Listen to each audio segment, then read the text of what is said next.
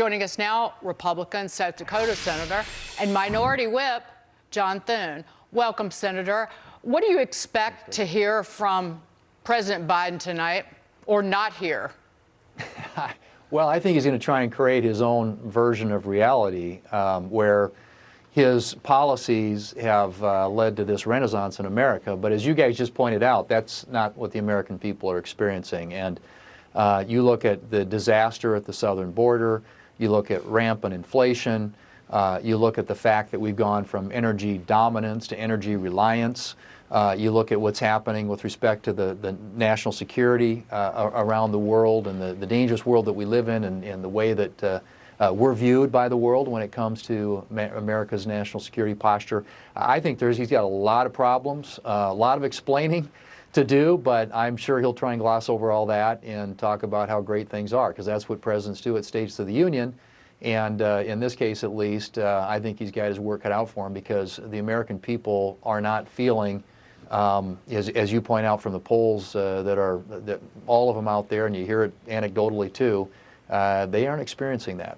You know, Senator, I got to sit in the chamber with you for a number of years, and listen, the State of the Union night is great. It's a lot of fun, no matter what president's there. And we all watch, you know, whether you're in the chamber or you're watching on TV, people stand up and sit down. And I'm interested, if Joe Biden goes through this probably litany of lies of his successes, which the American people know are false, do you think Democrats are going to stand up and applaud the lie that he's going to make from the rostrum? Well, as you point out, Sean, you've been in that chamber many times for many speeches, and I think he's going to create an alternative reality. And I do think Democrats are going to stand up and applaud. I mean, this is sort of the ramp up, they say, to his announcement for his reelection bid. And I think he's got to try and paint the rosiest possible picture he can. And I think the echo chamber there will probably, respond favorably to that. But again, it's going to be at complete odds with what the experience of the American people is, who have had to deal with and live with these policies and runaway inflation, which is, food is 18.6% higher today than it was when President Biden took office. And that's where most people experience these things, is in their pocketbook. And the reason that they have turned a thumbs down on his performance is because they certainly aren't seeing any positive impact from his policies. In fact, the opposite is true. Senator, why did you vote, though, for that omnibus spending bill? Because, again, that took the power out of the hands of House Speaker Kevin McCarthy to really negotiate a spending package moving into the new year. And certainly Senator Richard Shelby walked back to Alabama with $660 million in pork. Well, I mean, I think any of those spending bills end up that way. That's why the process is broken and needs to be fixed, Dagan. It's a process that literally lends itself to that. And it's true when you do appropriation bills individually, but it's even more so when you pile them up and try and do them at the end of the year. I think we try to clear the slate, clear the deck, so to speak, for the House Republicans, because they're going to be dealing with the next budget year. And we also know, as a matter of experience, that when it comes to national security, continuing resolution is a really bad idea. I mean, for a lot of us, that was a national security vote. We did get defense funded at 10% increase over the previous year, and what we're facing in the world today in terms of threats, that was really important to a lot of Senate Republicans.